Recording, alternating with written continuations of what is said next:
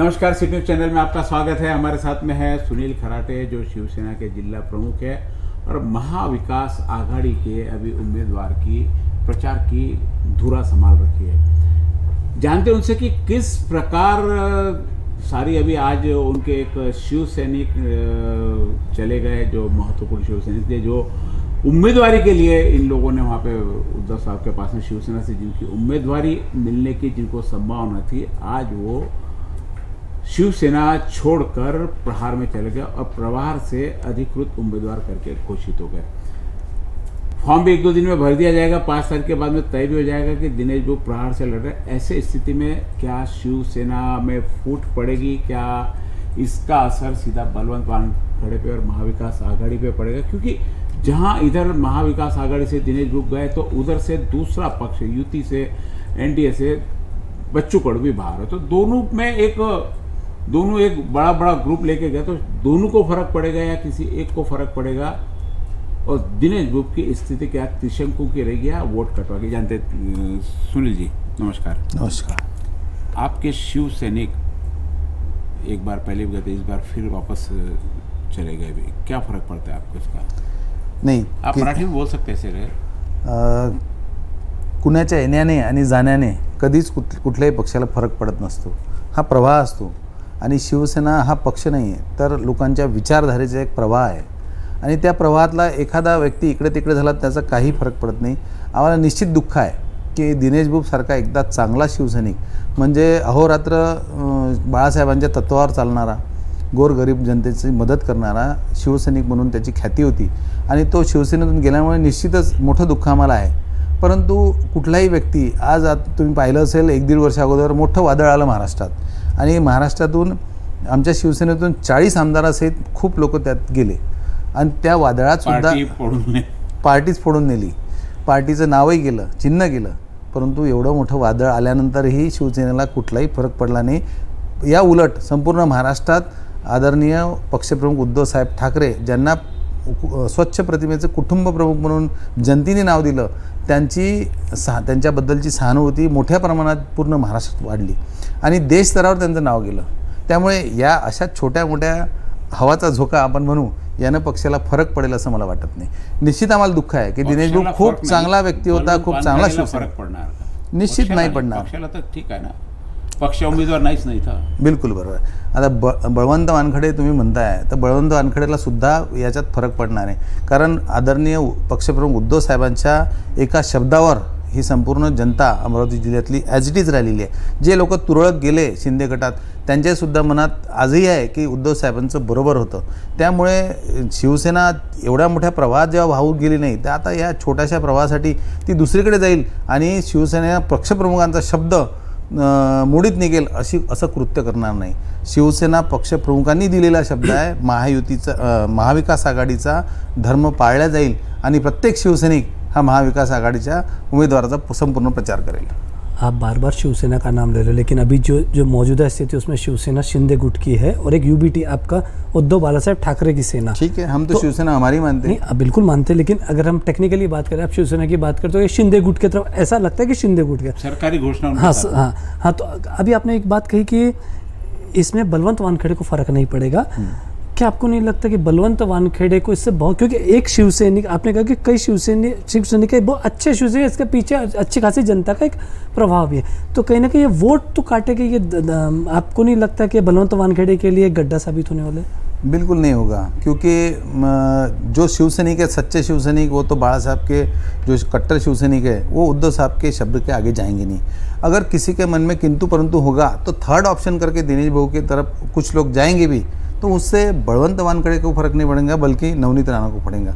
जो vote divert होके उधर जाने वाले थे, तो ये दिनेश भाऊ की तरफ जाएंगे, यह भी हमारा फ़ायदा ही है। तो हमारा कैंडिडेट आज सिक्योर्ड हो गया, ऐसा भी बोलने को अधिकार। यानी आपके भी कुछ शिवसैनिक रणवीर राणा की तरफ जो जाने वाले थे, आपको वैसा कुछ जाएंगे करके वो दिनेश बुक की तरफ चल जाएंगे।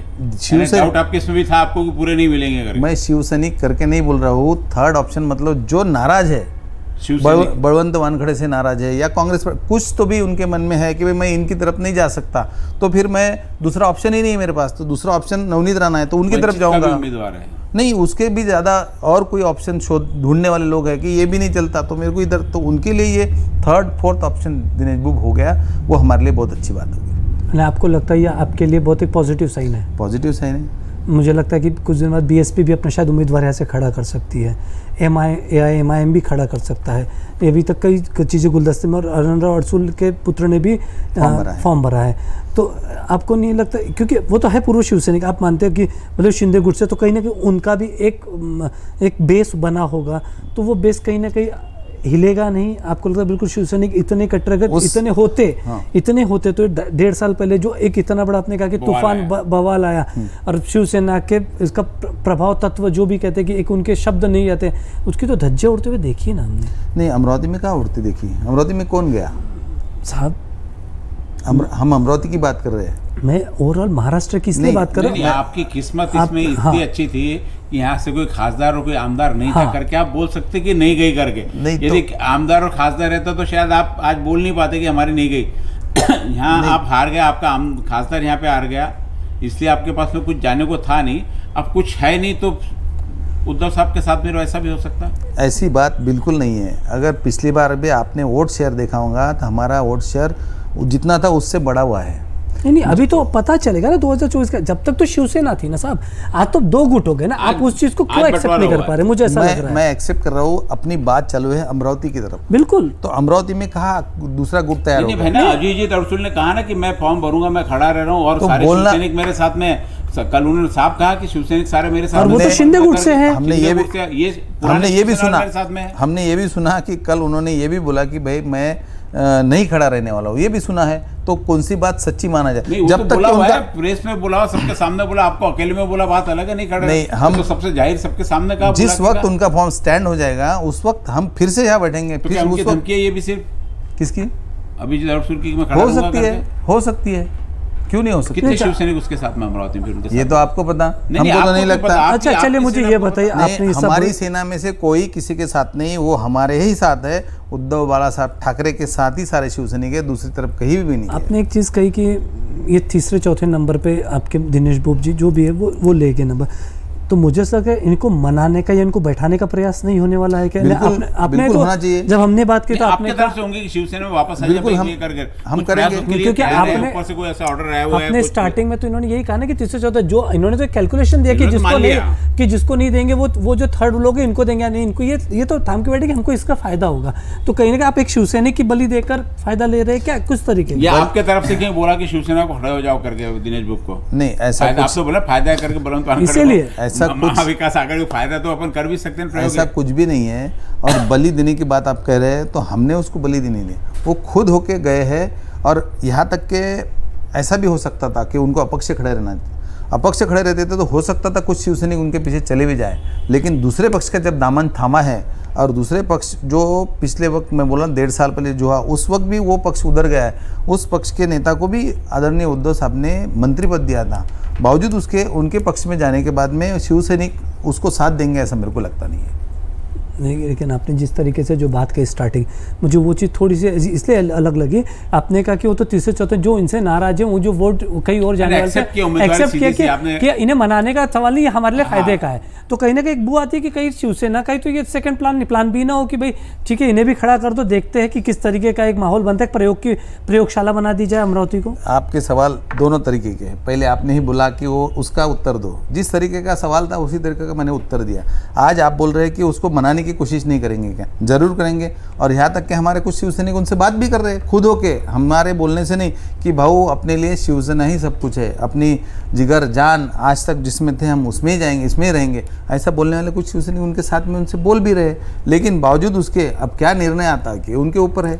हम हमारी तरीके से कभी ऐसा नहीं चाहेंगे कि हमारा कोई शिवसैनिक किसी छोटे से कारण से जाए। अगर वो कारण हम उससे मिलजुल के अगर सॉल्व कर सके तो हम सॉल्व करने के लिए तैयार हैं। पिछले 60 टर्म से यहाँ पे शिवसेना लोकसभा में अपना उम्मीदवार 5 टर्म से शिवसेना उम्मीदवार और यहाँ पे रहा भी खासदार। ऐसे में दिनेश बुब टिकट के लिए शिवसेना के पास जाता, शिवसेना ने अपना दावा यहाँ पे ताकत से क्यों नहीं रख, कैसे कांग्रेस के पास सीट चलेगी फिर? सबसे पहले कि 3 पक्ष का ये महाविकास आघाड़ी है। जी। 3 पक्ष में 48 सीटों का डिवाइडेशन करना था। उसमें हमारे 18 लोग तो विद्यमान खासदार थे, जहाँ के गए भी तो विद्यमान ही पकड़ा जाएगा। यहाँ का हमारा पराभूत हुआ खासदार थे, बावजूद उसके हमने भी बोला और उन्होंने भी बोला, लेकिन वोट जब सीट डिवाइडेशन का वक्त आता है तो उनको पूरे महाराष्ट्र की तरफ देखना पड़ता है। और हो सकता अपने हमारे से भी ज़रूरी कहीं और की सीट हो तो उसके लिए इनको ये इसका छोड़ना पड़े। जब अपन किसी से दोस्ती करते हैं, युति करते हैं, तो उनके भी कुछ ना कुछ तो अपने को पहलू साथ में रखने ही पड़ते और उनका भी दखल लेके उनको भी कुछ देना ही पड़ता है। तो ऐसे वक्त में सबसे ज़्यादा मतलब 22 सीट हम ले रहे हैं, ये भी हमारे लिए बहुत बड़ा।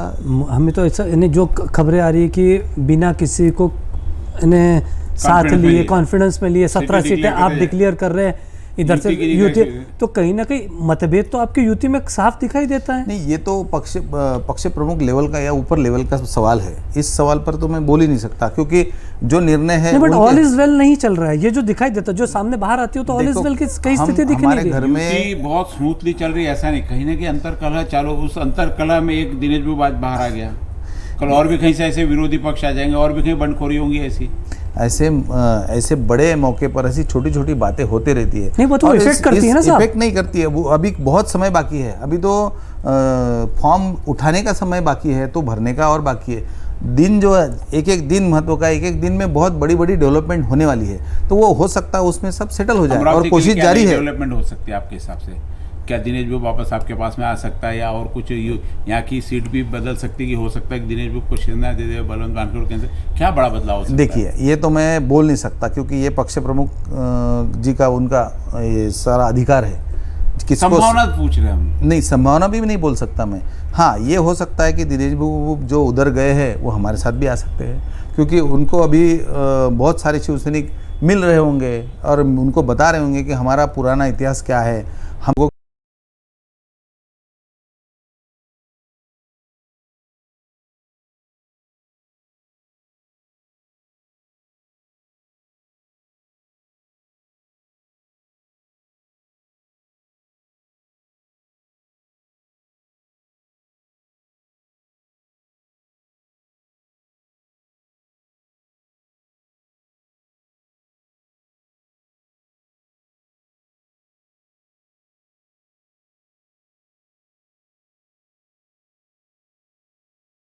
शिवसेना संघर्ष करने के लिए पैदा हुआ पक्ष है। तो ऐसे समय अपन किसी छोटे से स्वार्थ के लिए या लाभ के लिए किसी और की तरफ जाना तो गलत है। ऐसा बोलने वाले भी शिवसेना उनको मिल रहे होंगे। हो सकता है उनका मन या मत परिवर्तन हो जाए और वो वापस भी आ जाए। ये ऐसा इम्पॉसिबल तो है नहीं, पॉसिबिलिटी हर चीज़ की हो सकती है। आपको जो चुनाव क्षेत्र में भी काम करना है, नवनीत राणा के विरोध में काम करना है कि आपको अपना उम्मीदवार चुन के लाना है महाविकास आघाड़ी का, क्या मोटो रहेगा आपका? क्योंकि हमने देखा कि पिछले 2 सालों में नवनीत राणा के प्रति शिवसैनिकों का आक्रोश ज़्यादा रहा, एक विरोध ज़्यादा रहा, दुश्मनी का भाव ज़्यादा पैदा हो गया कि भाई ये चुन के नहीं। भाव क्या रहेंगे आपके चुनने के? देखिए, आदरणीय उद्धव साहब की तरफ हम जब मीटिंग को गए थे, यही विषय निकला था। तो हमारे कुछ शिवसैनिकों ने बोला था कि साहब उसने ऐसा बोला है इसलिए अब उनको देखो। बोले उनकी राजनीति किस तरीके की, मैं आपको बता सकता हूँ कि उन्होंने बोला मैं वो कौन कैंडिडेट है, उसने क्या बोला, उसकी तरफ ध्यान नहीं देना। मेरे को मैंने दिया वह कैंडिडेट शिवसेना का या महाविकास आघाड़ी का, उसको चुन के लाना है। अपने को प्लस की राजनीति करना है, किसी को हराना नहीं है, अपने को चुन के आना है। अब किसी को हराए बगैर हम चुन के नहीं आ सकते, ये बात अलग है, लेकिन उनका मेन मोटो है अपना कैंडिडेट चुन के लाना। उसके लिए पूरी ईमानदारी से काम करने के लिए हमारे को आदेश दिए हैं। क्या लगता है अभी दिनेश बाबू जैसे चले गया, और भी कोई कांग्रेस से कोई फूटेगा, कोई राष्ट्रवादी से फूटेगा, कोई बीजेपी से? बीजेपी का भी जैसे अंतरकलह चालू था, क्या उसका भी फायदा आपको होने की संभावना है कुछ? इलेक्शन का माहौल जब होता है और महायुति बोलो, महाविकास आघाड़ी बोलो, जितनी भी युतियाँ होती है, तो जो एक्सपेक्टेड कैंडिडेट नहीं आए तो कुछ लोग नाराज़ होते हैं, या कोई बहुत दिनों से तैयारी करके बैठा है उसको नहीं मिले तो वो नाराज़ होते। ये तो प्रक्रिया है, ये चलती रहती है। इससे कुछ फ़ायदा नफ़ा थोड़ा बहुत कम ज़्यादा होते रहता है, लेकिन उसके वजह से कोई बड़ा नुकसान हो ऐसा अभी तक तो नहीं अमरावती ज़िले में हुआ है। जो भी चीज़ें चल रही है वो सेटरेट हो जाएंगी कुछ 2-4 दिनों में, और निश्चित तौर पे 1-to-1 लड़ाई हो सकती, या थर्ड ऑप्शन कोई रहा तो भी हमारा कैंडिडेट चुन के आने के रूप में भी दिनेश बाबू जैसे आज की तारीख में हो सकता है और 2-4 का ऑप्शन आ जाए, या सारे के सारे ऑप्शन भी शांत हो जाए और 1-to-1 ही लड़ाई हो। लेकिन आज की तारीख में हमारे कैंडिडेट का एकदम वर्चस्व अच्छा है। सारे कांग्रेस के 3 आमदार है, शिवसेना पूरी ताकत से उनके साथ है, राष्ट्रवादी भी पूरे एक मत से उनके साथ में है। और जो कैंडिडेट है वो बड़ा ही सरल स्वभाव का है। उसके प्रति सबसे बड़ा उनका प्लस पॉइंट है कि उनकी न्यूसेंस वैल्यू मतलब उपद्रवी मूल्य एकदम शून्य है और सर्वसामान्य जनता से मिलता है, किसी की काम करने के लिए आगे तत्पर रहता है। और साथ में यशोमती ताई का बड़ा उसको आधार है। ये अपने बबलू भाऊ देशमुख है, सुनील भाऊ देशमुख है, ये बड़े बड़े लोग साथ में काम कर रहे हैं जिनको बड़ा अनुभव है। और साथ में शिवसेना के पूरे शिवसैनिक उनके साथ में, तो इसलिए निश्चित विजय हमारी है। जिस तरीके का हमारा विरोधी जो कैंडिडेट है उनके प्रति एंटी इनकम्बेंसी जितने बड़े पैमाने पे है, क्योंकि अगर मैं तो ये कहता हूँ कि बीजेपी ने उनको टिकट दिया तो ये बीजेपी कहीं तो भी कमज़ोर है। क्योंकि जिस कैंडिडेट ने मोदी जी को गाली दिया था कि भाई लोग ये बोलते कि हर हर मोदी ये बोलते हैं और हम बोलते हर हर महादेव बोलते हैं, इन मोदी जी को अगले इस बार घर पे बिठाना है, ऐसा उन्होंने शब्द प्रयोग किया था। उसके बावजूद ये फिर से उनको टिकट दे बैठे। ये तो राजनीति का चलता, कल वही आप ना। मोदी के साथ में थे, आज मोदी के खिलाफ में, कल वो राष्ट्रवादी के साथ में थी, आज राष्ट्रवादी के खिलाफ में। ये तो जैसा जैसा आज दिनेश बाबू शिवसेना के खिलाफ उनको बोलना ही पड़ेगा जहाँ जाएंगे युति के नहीं, उम्मीदवार को लेकिन मत दो करके। एक तो बात आप जैसी बोल रहे हैं। परिस्थिति आएंगी, अभी तो क्या इथिक्स वाली, अभी हमारे पहले चर्चा थी इथिक्स वाली है और संस्कार वाली है। भाई हमारे क्या विचारधारा वाली राजनीति कहीं रहेगी। जिस गाड़ी में सवारी मिले उसमें बैठ के आप सफर कर लो। आप हमारे तरफ से सारे सवाल पूछ रहे हैं, एक बात का आप ध्यान ही नहीं दे रहे कि बीजेपी जो लोकल बॉडी है जिसमें आमदार साहब है, जिला अध्यक्ष है, शहर अध्यक्ष है और पूरी कोर कमेटी है, वो एक दिन पहले हाईकमांड को निवेदन देके आती कि भाई इस कैंडिडेट को अगर देंगे तो हम काम नहीं करेंगे, इसको आपको बदलना पड़ेगा। उसके बावजूद भी हाईकमांड उनकी कोई भी बात न सुनते हुए कैंडिडेट फाइनल करता है। पार्टी में अनुशासन है। लेकिन इसमें उन्होंने कंप्लीट हाँ, मेरे को अगर उन्होंने ये बोलने के बावजूद मतलब इनके मन में वो उस कैंडिडेट के प्रति कुछ तो भी खटास है। अब ये भी तो हो सकता है कि बीजेपी के लोग अंदर से काम ना करें, तो ये बड़ा सेटबैक उस कैंडिडेट को नहीं बैठेगा। ये तो बड़ी संभावना है। लेकिन प्रश्न हुआ कि इसके बाद कल पातुरकर साहब आते किरण, हमने उनसे बड़े स्पष्ट शब्दों में कहा, मैंने कहा कल तक आपका विरोध था, आपने बकायदा प्रेस कॉन्फ्रेंस लिया, आपने बकायदा आपकी बैठकें लगाई और विरोध किया। तो उन्होंने बड़ा सरल और सटीक जवाब दिया कि जब तक वो कैंडिडेट नहीं थे ये हमारा कर्तव्य था, ये विरोध करेंगे, हमारा पक्ष रखना, हमारा पक्ष रखना ये हमारा कर्तव्य है। वो हमारे भाजपा की अब नेत्री हो गई है, हमारे ये अब हमारा कर्तव्य कि उनको जिता के लाना। बराबर। तो मुझे लगता है कि ठीक है, वो एक जो ये क्या हो गया, ये आप जैसा न्यूसेंस वैल्यू नहीं दिखे ना, ये बीजेपी में नहीं थी, लेकिन वही आपके कैंडिडेट को जब दे दिया गया था कि भाई अब यहाँ से कांग्रेस लड़ेगी, आपके कैंडिडेट महबूब साहब को आप उनको रोक सकते थे। मुझे ऐसा लगता है एक यानी आपका कैंडिडेट और मजबूत होता था। जो 10, 20, 25, 50 हज़ार जो वोट भी है कहीं ना कहीं ये इनके वोट भी खाए गए। आप ये नहीं कह सकते कि सिर्फ नवनीत राणा या बीजेपी के वोट खाए गए, ये एक बहुत बड़ा सेटबैक भी हो सकता है। तो इसके लिए मैंने वही कहा ना, आपका मनाने का एक आपका तरीका होगा, बिल्कुल मनाएंगे, मुझे लगता है हो सकता है मना भी ले आप, वो एक अलग चीज़ होगी।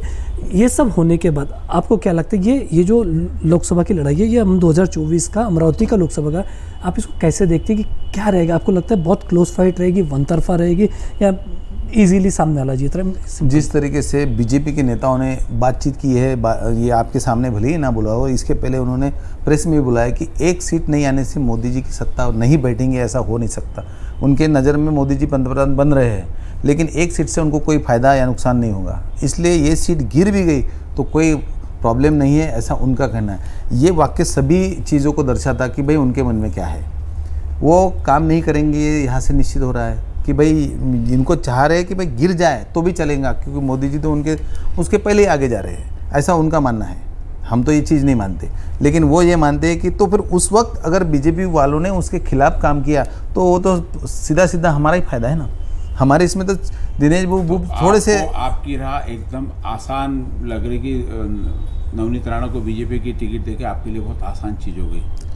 देखिए, कोई भी चीज़ आसान नहीं होती, लेकिन वही पूछा था इन्होंने कि भाई क्या चुनाव में फाइट है या सीधा वन साइड बलवंत वानखेड़े चुन के आ जाए। विद्यमान खासदार है तो वन साइड कभी होती नहीं रहती, लेकिन बड़े फर्क से हम जीतेंगे, ये मेरे को विश्वास है। फर्क है ना, एक साइड ही हो गया ना, बड़ा फर्क रहेगा। 25,000 से ऊपर भी आप 25,000, 50,000, लाख, 2 लाख, 3 लाख। पिछले बार नवनीत राणा मेरे ख्याल से 35 से 36,000 से जीते थे, और लोकसभा में 35-36,000 कोई मायने नहीं रखती। और उस समय इनके जो डिवाइडेशन था वोट का वो बहुत ज़्यादा हुआ था, और इसके वजह से एक साइड उनकी तरफ वो डिवाइडेशन पीस उसके पहले के इसमें इनकी तरफ गया।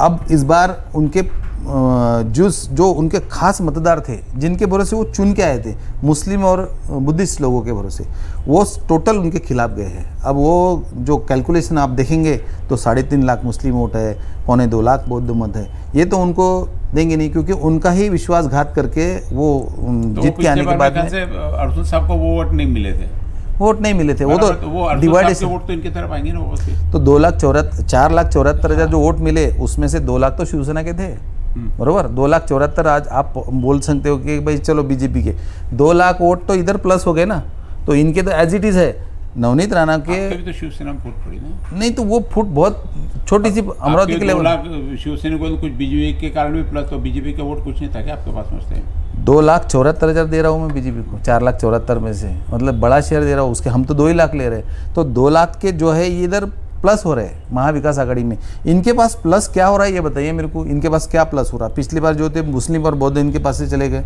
कांग्रेस राष्ट्रवादी का जो सपोर्ट था वो भी चले गए। अब इनके पास क्या है बताइए मेरे को कि भाई ये इनको एक गट्टा वोट है, बीजेपी के पकड़ लो तुम। आपकी नवनीत राणा को 2,75,000 वोट मिलेंगे आपके हिसाब से भी, जो आप कैलकुलेशन बता रहे हो? अगर बीजेपी में सही सही काम किया तो 2,75 नहीं तो 2,75 भी नहीं मिलेंगे, 2,75 भी नहीं मिलेंगे। 5 लाख से ऊपर आपकी बलवंत वानखेड़े की सीट चुन के 100%। निश्चित रूप से कभी विश्वास करना, अति विश्वास करना, यह तो अब समय बताएगा कि 5 लाख वोट का डिफरेंस बलवंत वानखेड़े को किस ओर ले जाता है, और ये सोच किस ओर ले जाता है कि हम 5 लाख वोट से चुन कर आ रहे। क्या लगता है परिमल, 5 लाख वोट का गैप, बीजेपी की सीट, मोदी शायद की लहर? मुझे ऐसा लगता है एक राम नाम का फैक्टर भी है, शायद भूल रहे हैं। एक मुझे ऐसा लगता है कि देखिए क्या होता है कि बिल्कुल इन्होंने कहा कि बहुत एंटी इनकम्बेंसी, इन्होंने कई शब्दों का प्रयोग किया, पर शायद ये भूल रहे हैं। मुझे ऐसा लगता है, मैं पर्सनल में इसलिए कह रहा हूँ, नवनीत राणा की अपनी खुद की एक आइडेंटिटी है। मैं हमेशा कहता हूँ कि वो एक ग्लैमर फेस है। वो ग्लैमर फेस में आप अगर कहोगे कि 2,75, तो ये समझ लें 2,75 उसके ये परमानेंट वोट है। नहीं, बीजेपी के परमानेंट वोट गिनी। मैंने क्या कहा, पिछली बार अगर उन्होंने 5,10,000 वोट लिए थे, अगर हम कहें कि कांग्रेस के लिए, राष्ट्रवादी के लिए, क्या कांग्रेस राष्ट्रवादी के 5,10,000 वोट थे कि उनकी खुद की? मैं कह रहा, दूसरों के वोट घटा देना बड़ा आसान हो जाता है। मैं वही कह रहा हूँ, मुझे ऐसा लगता है कि फाइट टफ है। मैं ये नहीं कह रहा कि बहुत ईजी। और एक फैक्टर है उसमें कि भाई खासदार का ये धोरणात्मक निर्णय जिले के लिए करना है, उसका कर्तव्य रहता है। वो रोड और नाले के बीच में वो उसमें जाता नहीं है, क्योंकि वो तो उसको निधि भी बहुत छोटा मिलता है, उसके लिए आमदार रहते हैं, उनके लिए बड़ा निधि रहता है। लेकिन इस खासदार ने अमरावती जिले के लिए ऐसा ठोस काम किया हो, एक भी बताइए आप। एक सिंगल गिना दीजिए, 2 गिना दीजिए, 3 गिना दीजिए। मैं उसके पहले बताता हूँ, उसके पहले के खासदार थे, उन्होंने रेलवे के जितने भी मैक्सिमम है वो सारे काम उन्होंने किए हुए। यहाँ तक कि जो इसके बाद में जो दादरा हुआ है, एक्सकेलेटर हुआ है, उसके लिए 71 करोड़ मंजूर करके उसके बाद वो पराभूत हुए थे जो पहले खासदार थे। उसके बाद में 2100 करोड़ उन्होंने इनके लिए लाए थे, शकुंतला ब्रॉडगेज जो भी ये मतलब स्टेबल भी नहीं रख पाए, वापस चले गए। फिनले मिल बंद हुआ था, इन्होंने पिछले खासदार ने चालू किया था, अब फिर से बंद हो गया। यहाँ के जो पंचायत आरंकत MIDC है, उसमें कई उद्योग बंद पड़ के चले गए। और उसके बाद में रेलवे वैगन फैक्ट्री है, वो भी पहले खासदार के वक्त हुआ था, और ये डिले होते होते अभी कंप्लीट हुआ। एयरपोर्ट है, वो एयरपोर्ट कई सालों से हम सुन रहे हैं कि बस तुरंत हो जाएगा, अभी तक नहीं हुआ। तो मेरे को एक ठोस काम यहाँ के युवाओं के रोजगार के लिए बोलो, या कोई शहर के लिए एक बड़ा कंस्ट्रक्टिव वर्क हो, जिसके लिए हम बोल सके कि भाई खासदार ने सचमुच काम किया, ऐसा आप 1 काम या 2 काम गिना दीजिए। नहीं, मुझे ये चीज़ बताइए, आपने कहा ये भी तो फैक्टर होता है ना, विकास का भी एजेंडा मेन है ना। मोदी जी का मेन एजेंडा तो विकास का है। हमने इतनी चर्चा की विकास का एजेंडा का, आपको सही में लगता है चुनाव में, आपको लगता है इस लोकसभा चुनाव में काम का विकास का एजेंडा? फिर तो मोदी जी तो चुन के नहीं आएंगे, फिर तो मोदी जी का मेन एजेंडा तो विकास है। मैं वही कह रहा हूँ, अपने पूरे क्वेश्चन नहीं सुना। मेरा क्या कहना है कि सही में काम के एजेंडे पे, क्योंकि नरेंद्र मोदी के चेहरे और राम मंदिर की जो धुरा है, ये सारा चुनाव उस पर केंद्रित है। अब आप ऐसा बोलते हैं तो राम मंदिर का मुद्दा आप पिछले 15 दिन या 20 दिन से कहीं, एक महीने से कहीं तो भी कोई भी चैनल पे दिखा के आप बताइए।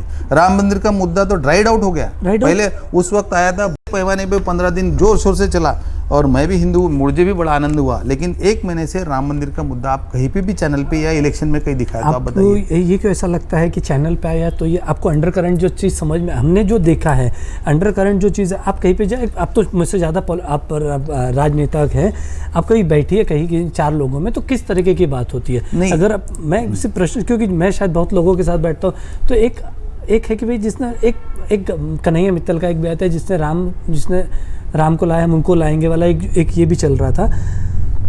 आपको क्या लगता है राम मंदिर का मुद्दा गौन हो गया इस लोकसभा इलेक्शन में, वो मुद्दा नहीं चलेगा क्या? इन्होंने मुद्दा छोड़ दिया, वो पहले लग रहा था छप गया है वो।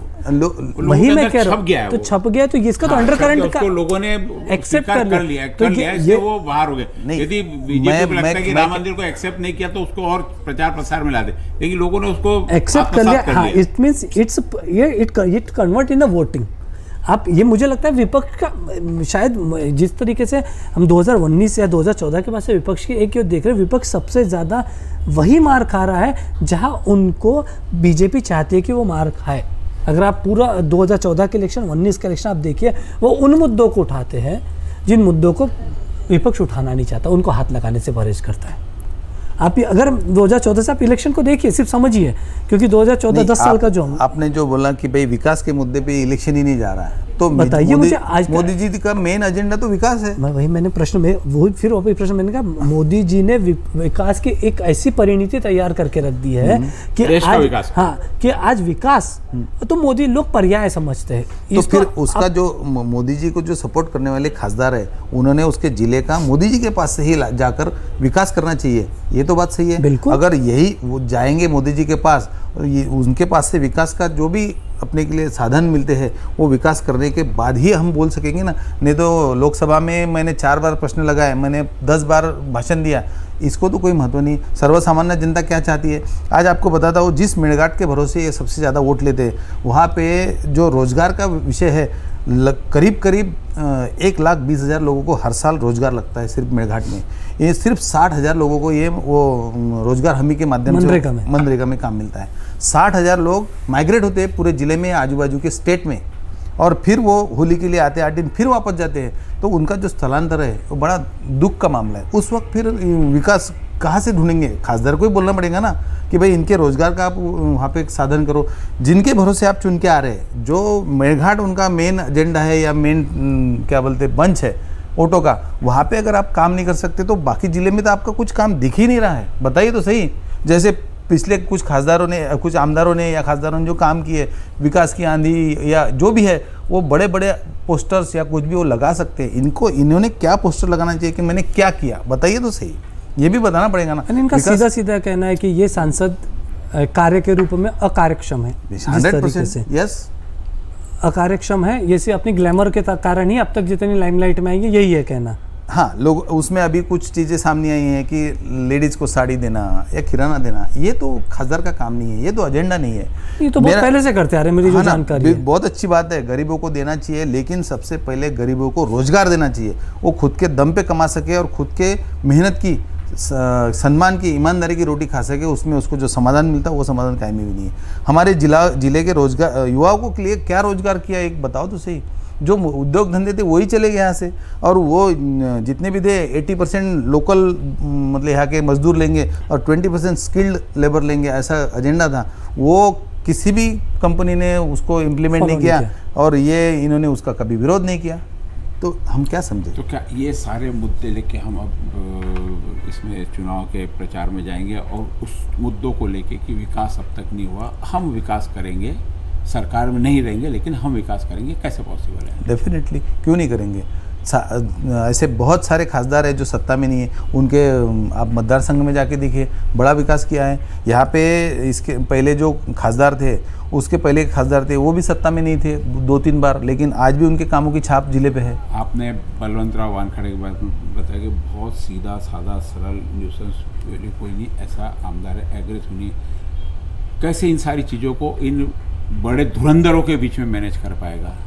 कुछ चीज़ें, छोटे बच्चे भी पतंग, बड़ी बड़ी पतंग निकाल के लाते हैं तो पता भी नहीं चलता जब पतंग निकल के आ गए, अरे ये बच्चे ने कैसे, हो सकता उनके तकदीर में हो। और जो जिस तरीके से सारी परिस्थितियां निर्माण हो रही है और 3-3 पक्ष, बड़े पक्ष एक साथ आके उनको उम्मीदवारी मिल रही है, तो निश्चित तौर पे वो चुन के आने के आसार ज़्यादा है। चलो, किस्मत के साथ में अब काम के साथ में किस्मत की भी बात आ गई कि किस्मत रही तो निश्चित रूप से काम भी आगे किस्मत के कारण हो जाएगा। और जो अभी एग्रेसिव पना उसमें उन मतदार लोकसभा उम्मीदवार जो है बलवंत वानखेड़े उनमें नहीं है।